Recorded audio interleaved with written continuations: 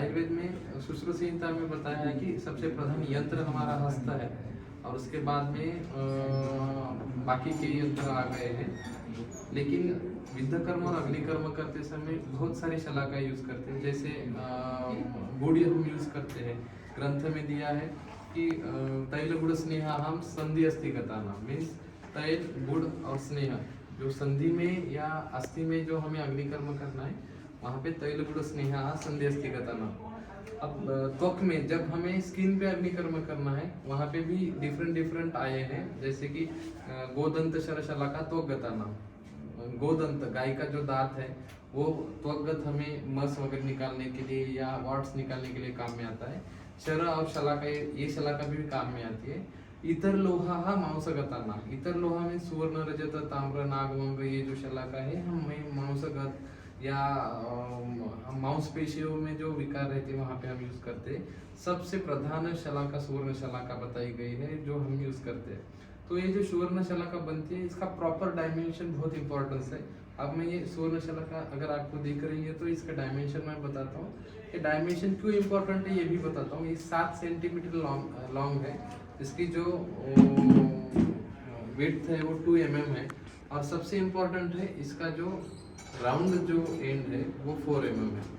क्यों मैं बताता हूँ, क्योंकि हमारी जो स्पाइनल का जो डिस्क है हमारी इंटरवर्टिबल डिस्क उनकी लेंथ 13 से 15 mm तक रहती है। लेकिन जब डिसीज होता है तो उनकी जो लेंथ है वो कम हो जाती है और डिस्क जो है थिन होने की वजह से नर्व कॉम्प्रेशन, रेडिकुलोपैथी या मस्कुलर वीकनेस या हमारा जो आयुर्वेद में विश्वाची या साइटिका ऐसे बीमारी आती है। तो ऐसे समय पे वहाँ पे एक्यूरेट हमें अग्निकर्म करने के लिए 4 mm की जो राउंड है वो वहाँ पे चाहिए। तो ये अग्निकर्म करते समय ये जो एंड है बहुत इंपॉर्टेंट है। तो फिर इसमें बताता हूँ, ये एंड है 4 mm है, ये जो विड्थ है 2 mm है और उसकी जो लेंथ है वो 7 mm है। ये शला का हमें नर्व कॉम्प्रेशन या हम बोलेंगे इंटरवर्टिबल डिस्क के जो भी पैथोलॉजिक है, डिस्क बल्जिंग, डिस्क डीजनरेशन, वहाँ पे हमें ये यूज में आती है। दूसरी शला का है रौप्य शला का है। ये रौप्य शला का जो है हम न्यूराइटिस में यूज करते हैं, जैसे कि डायबिटिक न्यूरोपैथी में है या अल्कोहलिक न्यूरोपैथी में है, लेग में बर्निंग है, नर्व के जहाँ जहाँ एंड नर्व रूट पे जब हमें काम करना है वहाँ पे हमें ये रौप्य शला का काम में आती है। तो लोह शला का भी अभी मैं बताऊंगा, वो लोह शला का हमें कॉर्न में काम आती है। कॉपर शला का है, ताम्र शला का हम उसे बोलते हैं, वो भी कहाँ कहाँ पे यूज करते हैं हम डिटेल में बताऊंगा। तो अब ये पेशेंट के मैं बारे में बोलना चाहूँगा।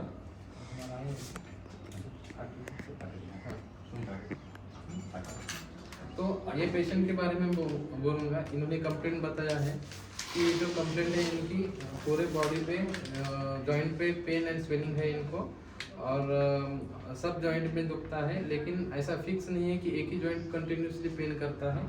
कभी ये जॉइंट है, कभी वो जॉइंट है, कभी हाथ पे हो रहा है, कभी ये कंधे पे हो रहा है, ऐसा वो घूमता है।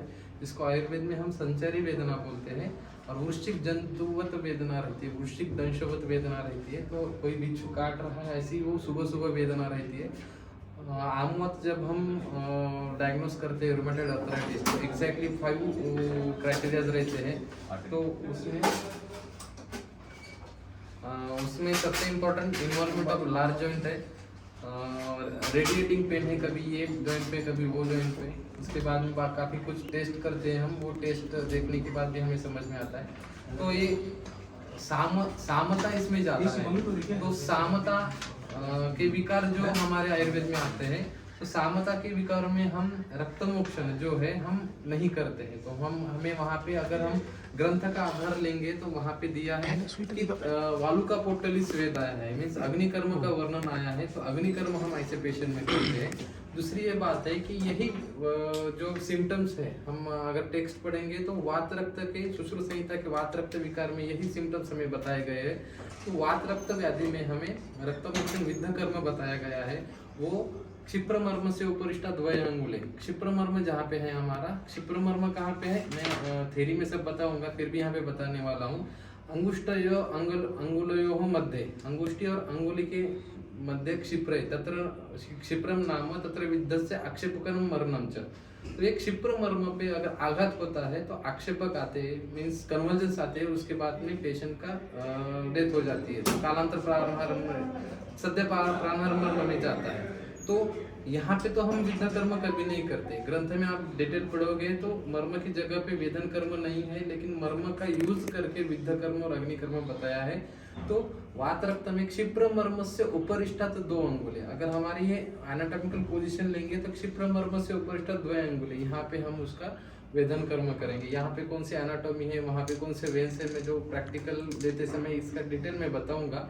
लेकिन ध्यान में रखना है, कोई मर्म पे वेदन कर्म कोई भी शास्त्र में हमारे यहाँ पे नहीं आया है।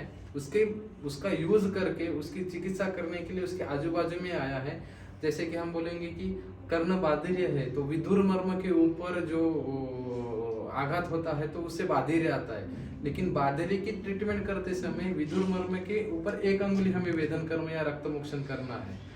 वैसे ही हमें अगर एनोस्मिया है, हमें अगंध आ रहा है, गंध नहीं समझ रहा है, तो फना मर्म के ऊपर हम वेदन कर्म नहीं करते, हम नासा अग्रे वेदन कर्म ग्रंथ में बताया है।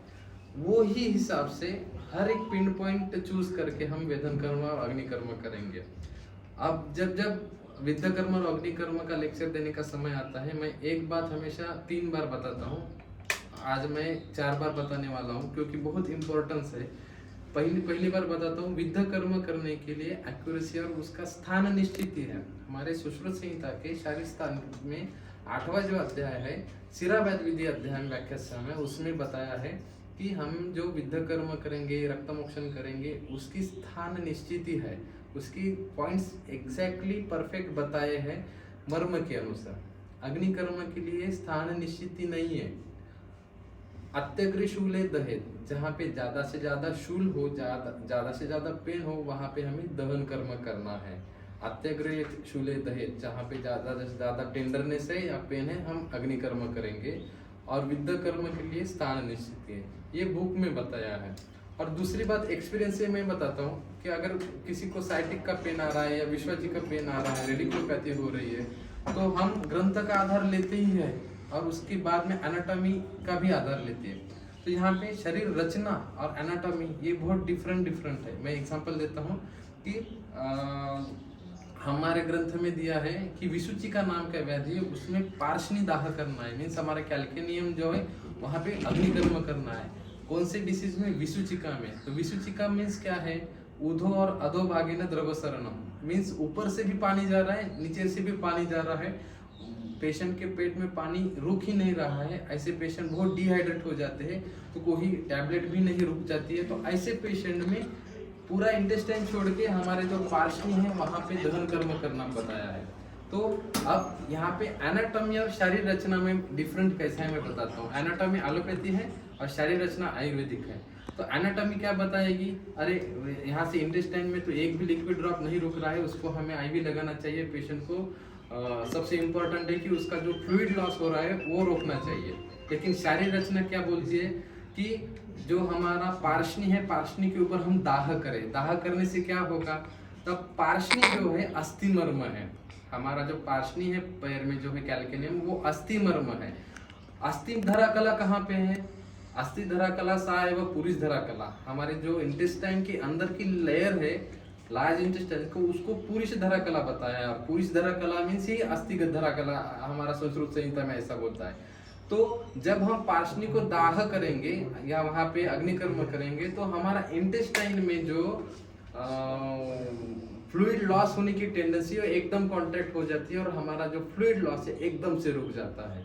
तो आयुर्वेद को भी पता है, अगर इमरजेंसी है, डिहाइड्रेशन बहुत ज़्यादा पेशेंट को हो रहा है, तो उसको ओरली या गट में दवाई डालने की जरूरत नहीं, क्योंकि वो रुक ही नहीं रहा है। तो पहला इमरजेंसी उसका फ्लूइड लॉस रोकना है। तो अग्निकर्म पार्श्वनी को करेंगे तो इंटेस्टाइन एकदम सिकुड़ जाती है और वो पेशेंट का जो